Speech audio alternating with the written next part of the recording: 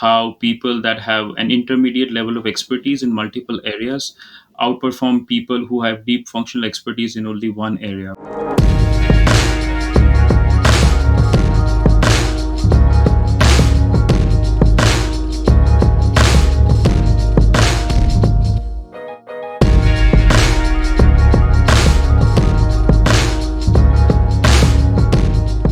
On today's episode, we are featuring Douglas Parker, who currently serves as an M&A manager at a startup e-commerce conglomerate, the Razor Group.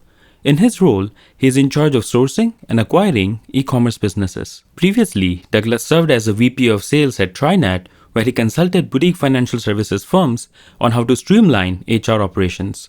His prior experience includes working as an assistant VP of financial solutions advisor at Merrill Lynch, where he advised affluent clients on wealth management and banking strategies. Prior to that, Douglas worked as a financial advisor at Edward Jones.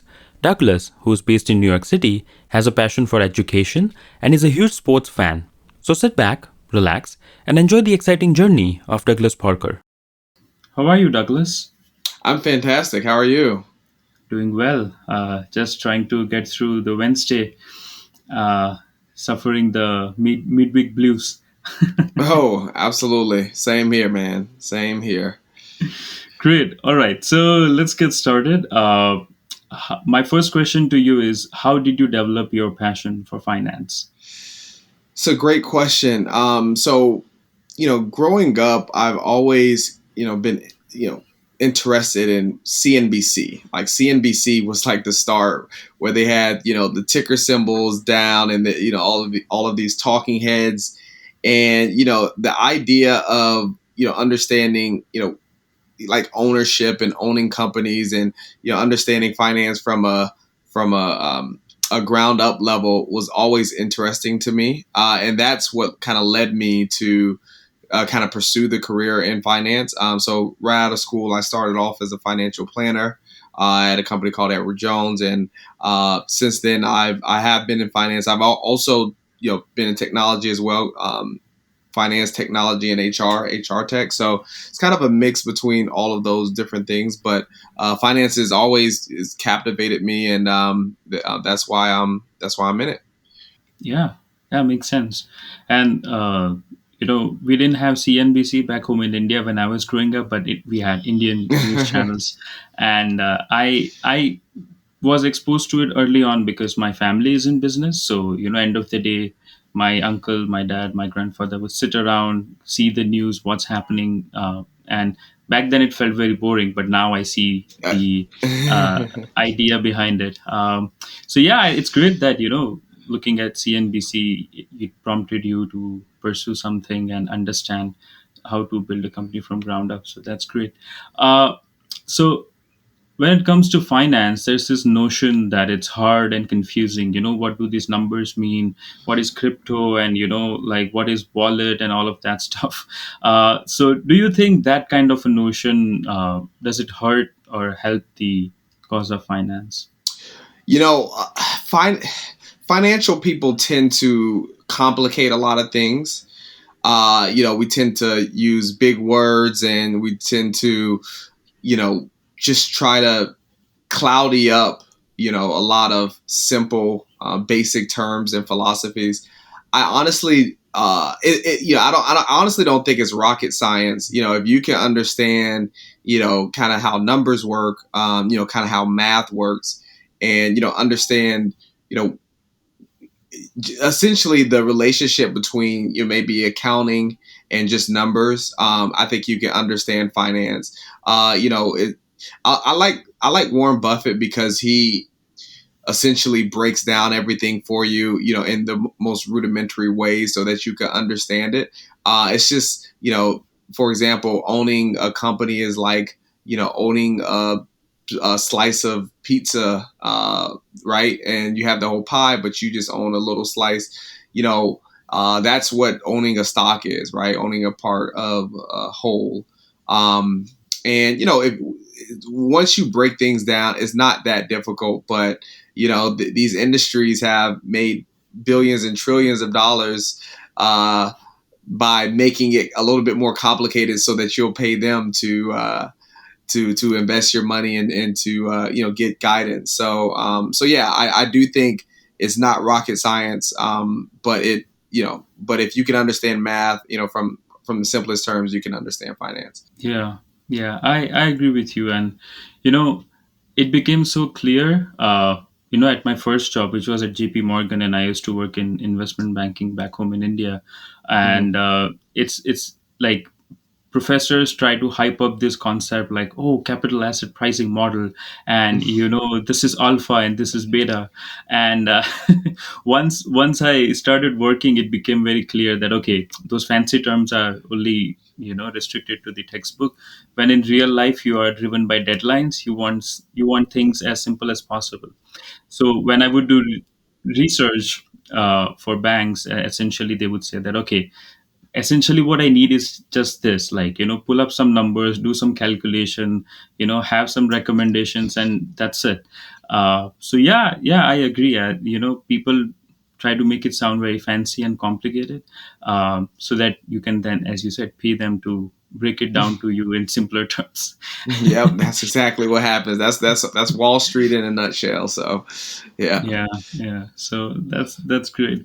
Now, you know so much of finance is driven around the idea of, like, what a business is, what are its fundamentals, how, what factors, what drivers affect it.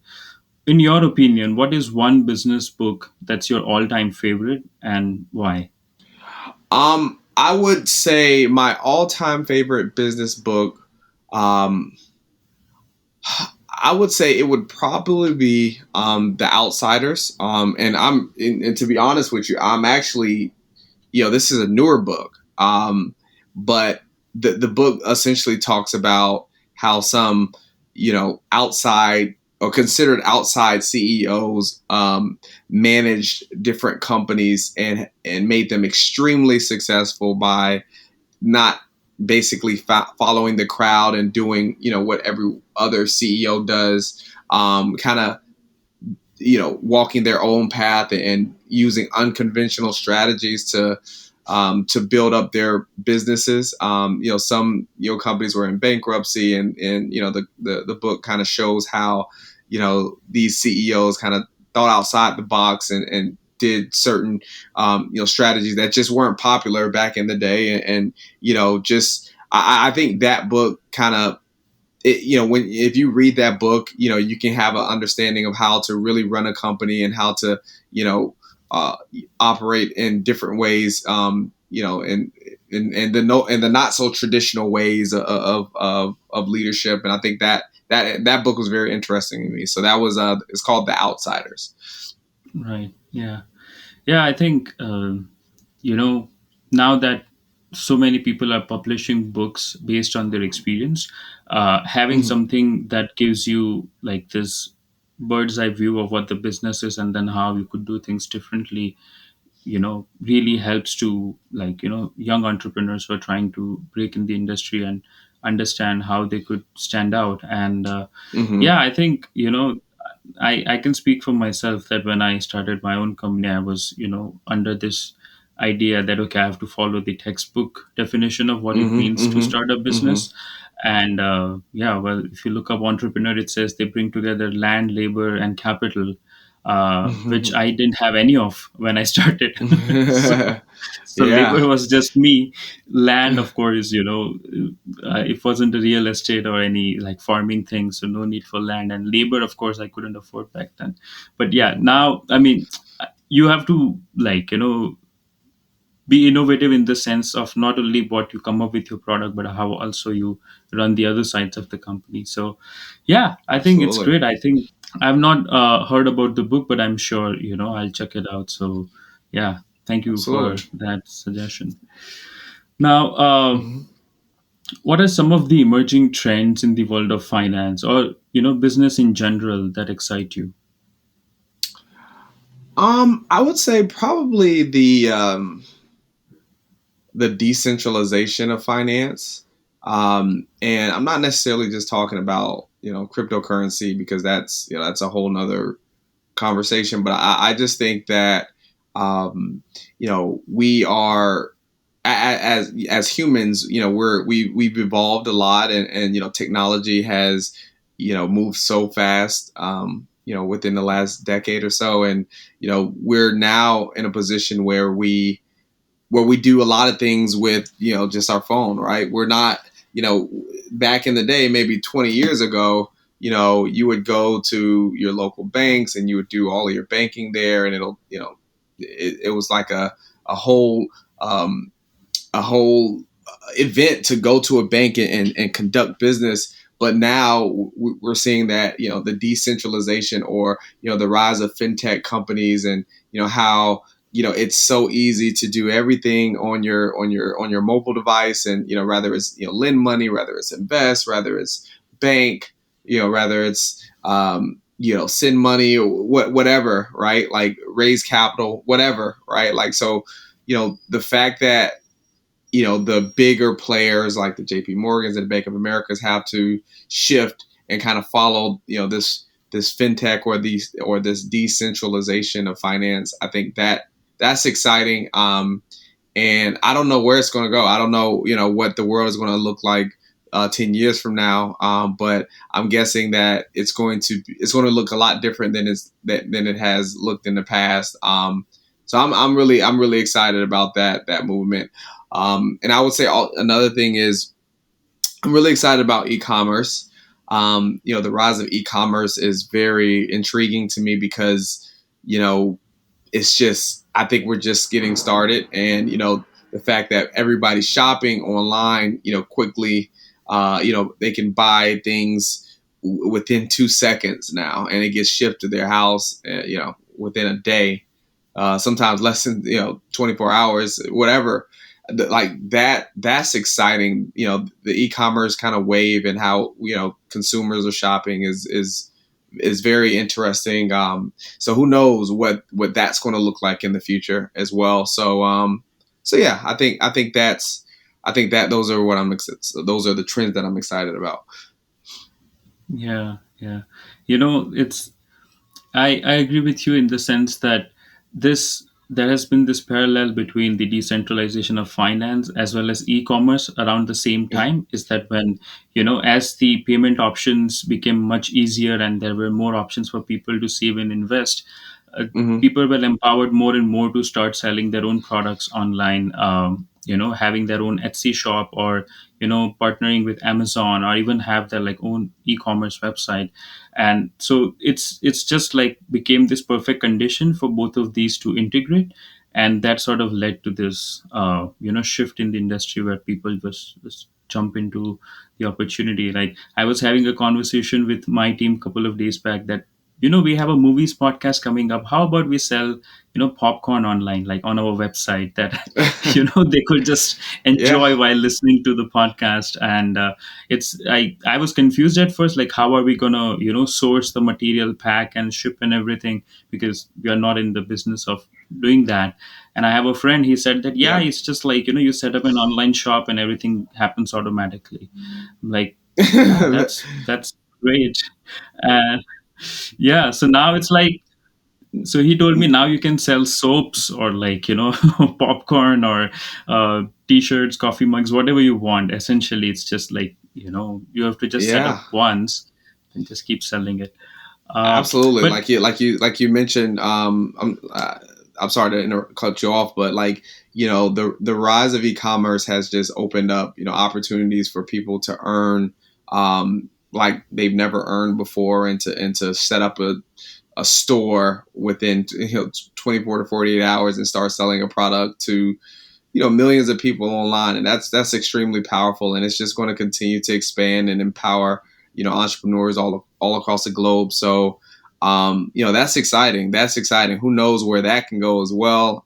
But yeah, you're right. Like you got Shopify, you got Etsy's, you got the Amazons of the world. You got they're just shifting the way that we do business just in general, and that's that is an exciting thing to be watching out for. So yeah, yeah.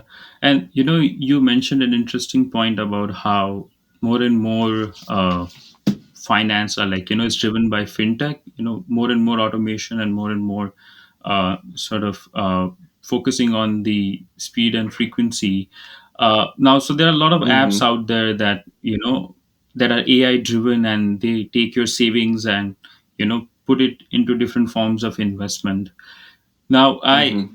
I'm a bit skeptical about this. Like, I don't want an AI, to just like automatically decide where my savings should be invested.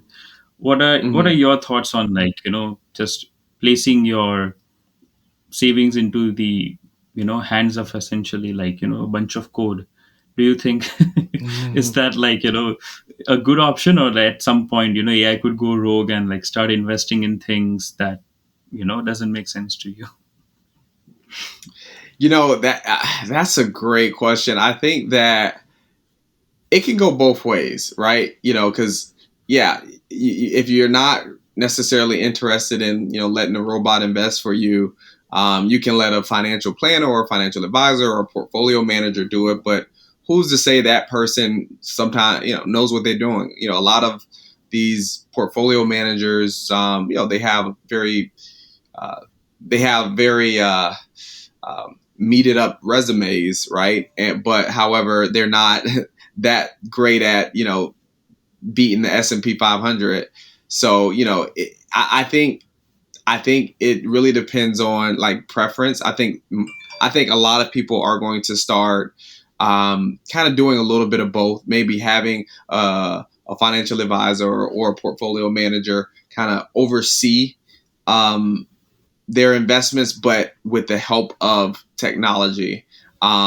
Not necessarily maybe automatically investing, but maybe assisting in the investments and helping financial advisors make this very accurate, more accurate decisions, and kind of using their own judgment. I think it's a mix of both worlds. I don't think like you said, a robot can be investing, and it could maybe use some extremely great data, but sometimes there could be a lot of blind spots that the robot can miss, and invest your money in something that is bound to fail. So I think, yeah, a mix of both, human interaction as well as maybe some type of robotic automation would be, I think, probably the most ideal situation in my opinion. Yeah, yeah, yeah. I think that's, I agree with you. That hybrid approach kind of, helps build trust that, okay, there are humans overlooking it. And then it gives you the assurance that, Yep, okay, if an AI is crunching through all this data, then it will come up with like optimum options for you to invest. So yeah, I think that's absolutely. great. I think that's the way to move forward, at least in the short term. Uh, Now, are you aware of microfinance and how it works? Um, Not too aware. Can you talk about it? Yeah, sure. So microfinance essentially is, giving loans, like smaller amount of loans to a large number of people, rather than giving Mm, big number of principal loans to people and then charging them interest. So rather than, let's say, saying, I'll give you a loan worth $1 million, you find like a million people and give them a loan worth $1. It's that. mhm, So you're breaking it down into so many small pieces that even if there is a default, you essentially don't end up in a situation where your investment turns into a dead weight. And then at the same time, it also empowers smaller communities, rural communities, to live a better you know standard of life. So like $1 here seems ridiculous for a loan, but then in a lot of emerging economies, that's a sizable amount. So perhaps something like $10 or $100 would really help them take care of something like adding a new floor to their house, or sending their kids to the school and things like that. And the benefit essentially is that because the actual principal amount is very low, the resulting interest rate is also very, even at a higher rate, it's a small number. So it's not too difficult for people to pay back. So there is a lesser incidence of people defaulting on the loan. So mhm, that's the broader idea. It's very popular in South Asia and parts of Africa, because that's how rural communities are empowered. So my question to you is that, okay, in like having this approach where it's the smaller number of you know a smaller amount but to a large number of people. Do you think that could be sort of seen as a source of positive societal difference? Do you think it has the potential to move communities and economies forward that way? Absolutely. It sounds very, very interesting. I do think that. I think that giving, like you said, rural communities the access to any capital is just a step in the right direction, right? A lot of these places are deprived of resources, financial resources. So if you can give them, the capital, right? They can probably take it and do some amazing things, right? They have, they can. I'm sure, pretty sure in those emerging markets, there's a lot of innovation, there's a lot of entrepreneurs, there's a lot of people that are willing to work, and but they're just deprived of those resources. So I think, having a platform like, microfinance, where they get access to this capital, and it's not too much of a burden for them to pay back. I mean, it just has to help. It definitely won't hurt for sure. Oh yeah, I say it definitely wouldn't hurt, and I think, yeah, of course, you're probably going to have some defaults or whatnot, but then you're going to have some people that start amazing companies, or start amazing businesses, and employ hundreds of people, right? So, like, I think it's an amazing idea, and I'm definitely going to look more into it. Yeah, yeah. I think uh, you know, I I used to work with a company that had their own microfinance Hmm. branch, or like an arm that they developed, and I helped them sort of develop and understand that this is how you could go about it. And the results were like, for example, if there is a guy who in rural India who's selling like candies and snacks and stuff like that. If you give Hmm. him a small loan, he could then have a refrigerator where he can stock cold drinks and other hard Absolutely. candies and stuff like that. Which not only means he could sell more, but also he could charge higher for the products that he's selling. And by just giving him that little facility of owning a refrigerator, a small refrigerator, it kind of has a huge impact on how much revenue he does on a monthly basis. And then, of course, you could then extrapolate that to other people in different places. So there are cotton farmers, tea farmers, things like that. But yeah, it's a fascinating idea, and because here not many people are aware of it. I just feel that okay, something like that could be employed on a smaller scale here, even if it's an experimental study, to see that what would be the effects of small scale lending uh, in the US, rather than taking up mortgage for 15, 20 years and things like that. So yeah, that's where I Yeah, was of coming from. course. Yeah. Now, Hmm. you have completed the Series 7 and Series 66 certification. What are these certification, and what do they focus on?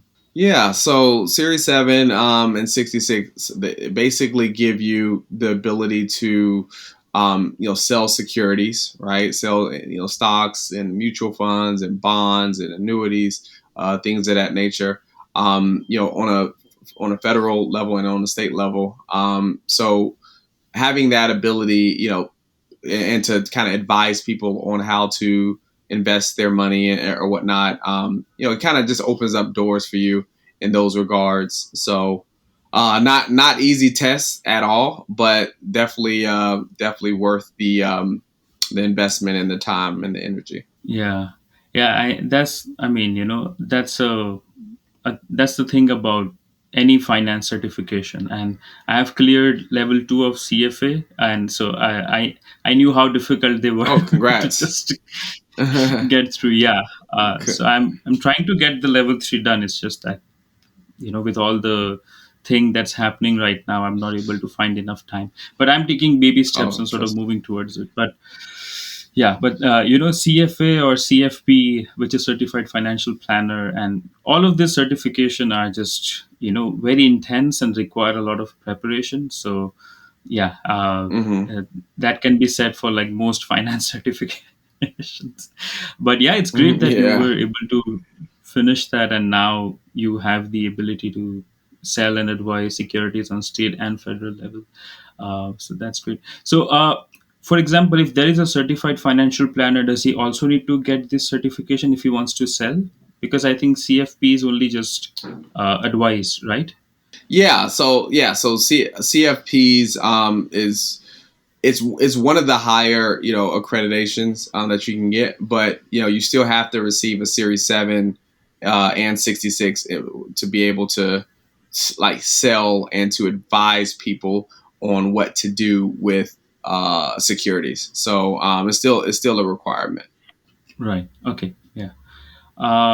Great. So now, as a professional, what drives you to consistently deliver value to your clients and your employer?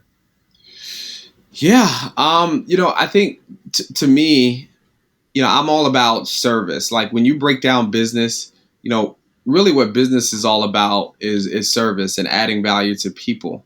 So I'm really big on that, and I like to use um, all of my skills, uh, all of my knowledge to help other people, rather their employees, rather their stakeholders, rather their customers, what have you. So I'm always I guess infatuated with serving. So I think companies that have very high levels of customer service, I think they ultimately outperform all other companies that are focused on the wrong things.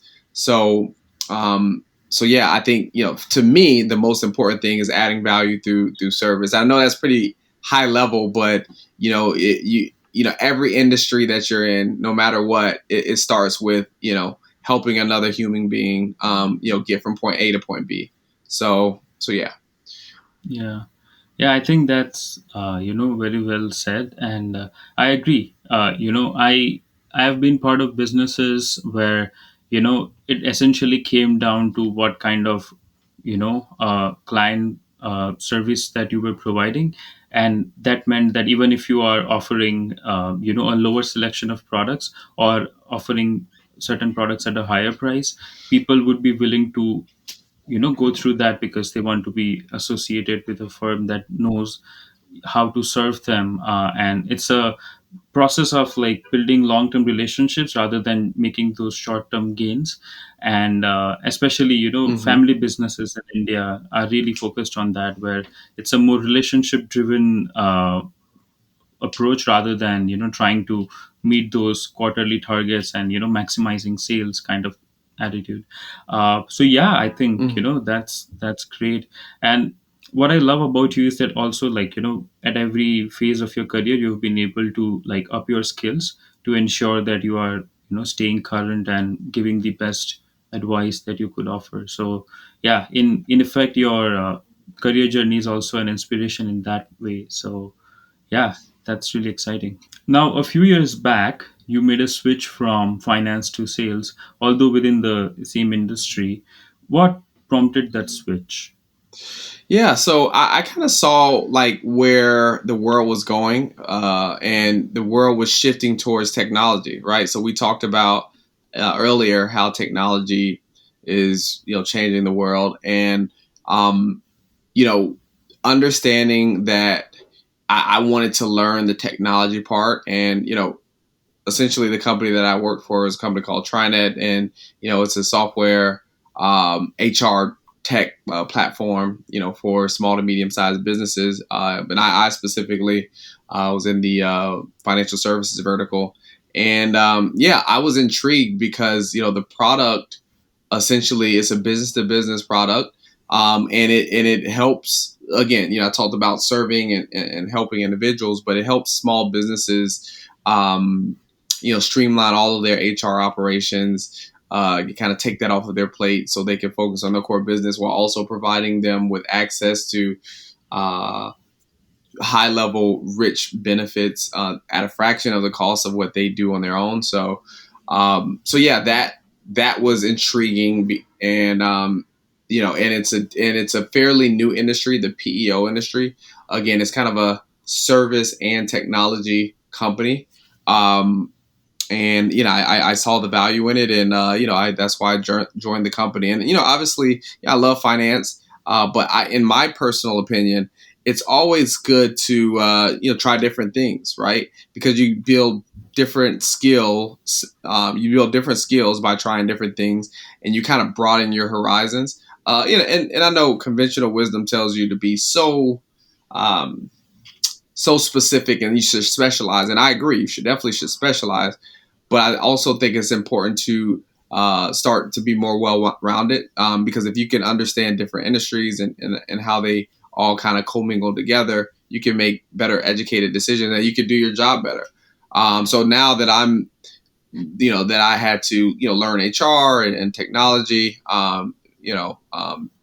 things of that nature. On top of finance, I think I'm a lot more educated and knowledgeable on how businesses operate and how they stay in business and how they, build culture and they build, their human capital. All of those different things makes more sense to me now. And if I never transitioned to a company like the company TriNet, and I stayed at Merrill Lynch, or stayed at Edward Jones. Those are just finance companies. I would have never saw like what it really means to run a business. I just would have saw like numbers on a spreadsheet, or numbers on or ticker symbol and things of that nature. So yeah, that's why I made the transition. Yeah, yeah. And I agree with you on the point that, being a well-rounded individual, somebody who can, understand things of different nature in different industries, certainly have more, career success than people who have deep functional expertise in one area. And, I was reading this book called Range that talks about like how people that have an intermediate level of expertise in multiple areas outperform people who have deep functional expertise in only one area, because they have multiple points that they can pull from, like multiple points of references, and that then gives them an understanding or insights that other people wouldn't have, because they're not exposed to other industries or other ways of thinking. So yeah, I think that's great. And I made a transition from finance to media, but I'm still sort of connected with the financial side of things, because running those things for my own company. So now I understand, like, okay, pure financial services looks at numbers this way, but media is a different beast, so Mm-hmm. they look at numbers this way. So a lot of decisions Mm-hmm. that media companies make in the short term doesn't make sense from a financial standpoint, but it pays off in the long run. So had I been just restricted to finance, I Yep. would have said that, okay, don't go with that company, it's a bad move. But now that I am on the other side, I'm like, okay, it all makes sense, because the industry works differently. So it's that. So yeah, I think that's great. uh, Absolutely. so now, the as you mentioned, your current industry is outsourcing HR services, and it's on a B2B level. Uh, while you were making the transition, what were some of the challenges that you had to overcome? You spoke about learning HR and outsourcing and tech, but were there any other challenges that you didn't anticipate or that surprised you, but you were able to overcome them as you went along? Yeah, I think the biggest challenge was understanding all of the aspects of human resources. Human resources is There's a reason why a lot of people don't like HR, because one, it can be complicated, and it's really nuancy, and it's always changing, right? So we live, especially in the US, we live in an extremely litigious society, right? So there's a lot of laws, that are in place that you have to follow, and you have to stay compliant with them. And if you're not compliant, then it can derail your business. So Yeah. understanding all aspects of HR, from the payroll to the benefits, to the compliance, to the technology, to the service, right? Like to the culture, all of those different things. They're so vast. So I had to kind of dive into that and just try to learn as much as I humanly could, so that I can essentially be able to help my clients, right, and educate them and help them, make very sound decisions on why they needed our product, and why they needed to um, use us essentially to help them, not go out of business, and help and kind of protect them, and give them peace of mind, so that they know that they're covered, if something was to happen. There's a lot of different aspects to it, but I would say that was the biggest hurdle, just kind of diving deep into HR and understanding all aspects of HR from start to finish. Yeah, yeah. And when I started my company, I had to hire people for the first time, and it was such a nerve Yep. wracking experience because up until that point I had not hired anyone. I was the one getting hired, so I had no idea what to Mm-hmm. look for, how to compare one candidate over another, and then even when you bring them on board, how do you keep them sufficiently motivated and interested to continue with your company, because turnover also kind of like costs company time and money. Uh, but yeah, I think as I went along, it became a bit easier. But yeah, it's still a tricky thing because as you said, everybody loves lawsuits in the US, so you never know when one might hit you.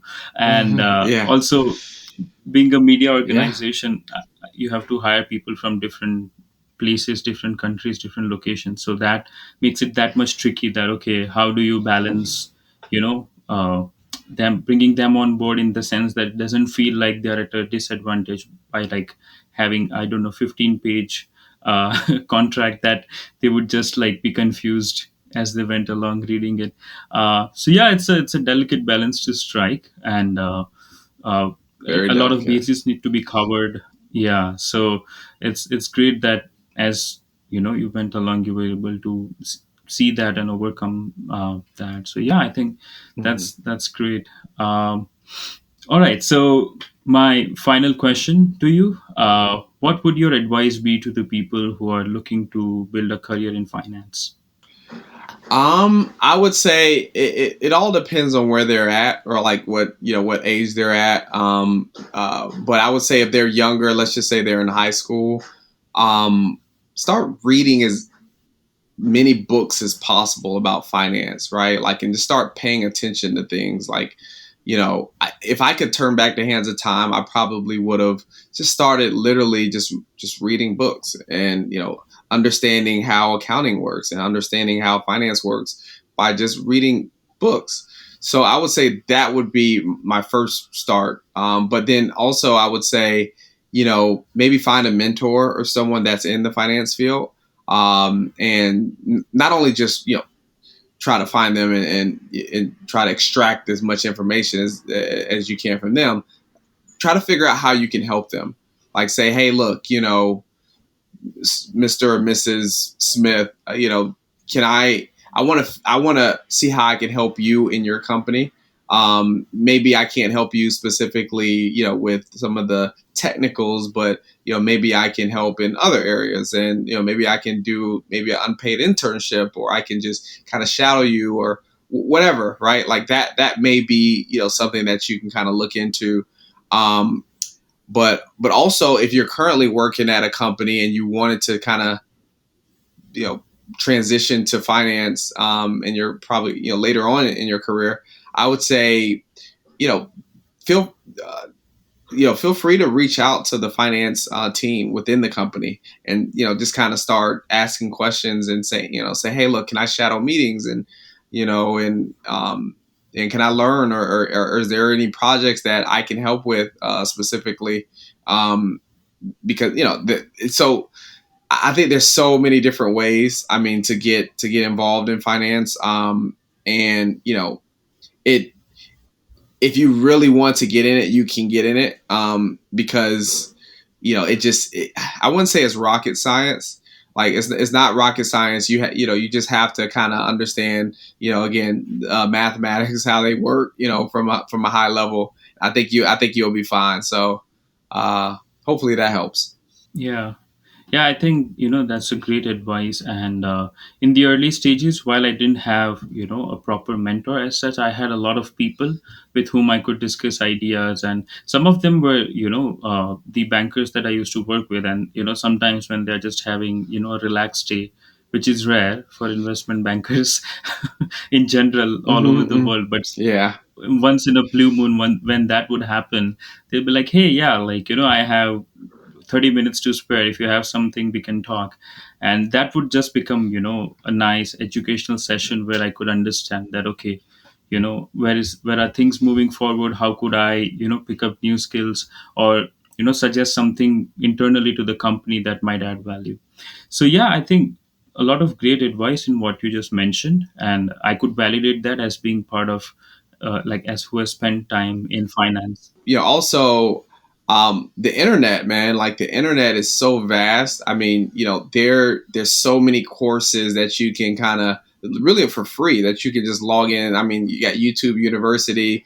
You can just log in and just start learning. You don't necessarily have to wait on a mentor, or that's obviously a great source, but there's just so much information out there.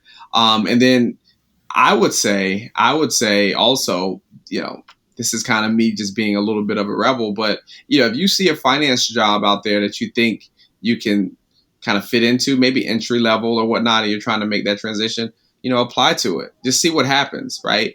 Because there may be an employer that says, you know what, we want to, cultivate someone. We want to, help to build their skills. Maybe they have the soft skills, but we're going to help them get the hard skills, whatever it may be. So you just got to put yourself out there, and if you're serious, you can make some things work. So Yeah, yeah.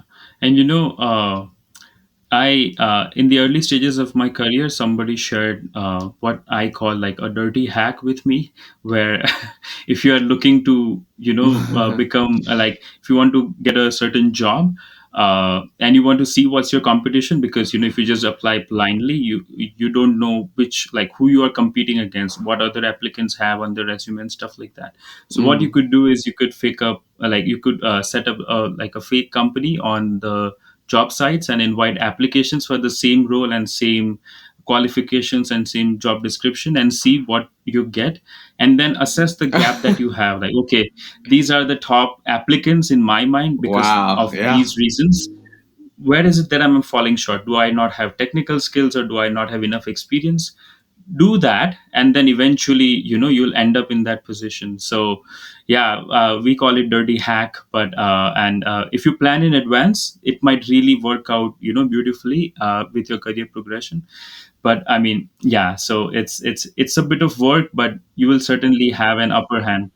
And to that point, also, what I do is, I look at the job description and, like, literally look at what you're going to be doing, and maybe there's some transferable skills that you have. It might not be specific, but there's some transferable skills that you can maybe reword your resume to kind of align with that job description, or the skills that they're looking for.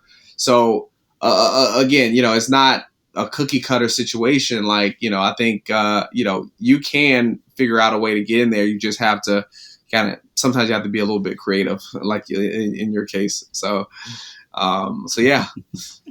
Yeah, yeah, that's great. Yeah, and now because so much of hiring again sort of happens through automated programs, they sort of have that inbuilt criteria. Hmm. So as sad as it is, but then if you don't hit certain points on the algorithm, then your application will be tossed or might be rejected Yeah. automatically, because it's that's how it is. So yeah, you really have to spend the time trying to tailor your cover letter as well as your resume to reflect what the company is looking for. So yeah, I Hmm. think that's great advice and very much relevant to the current scenario, as more and more graduates are looking to enter the job market. So yeah, that's Hmm. great. And thank you so much for your time, Douglas. I had a great chat with you, a great conversation, and it's so wonderful to connect with someone who has had a similar experience and from a similar industry. It always helps me see other side of things of my experience. So yeah, thank you so much for sharing your insights. And yeah, it was great fun having you on the show. Absolutely, it was a pleasure. It was fantastic. Thank you for having me. And we'll keep in touch for sure. Absolutely.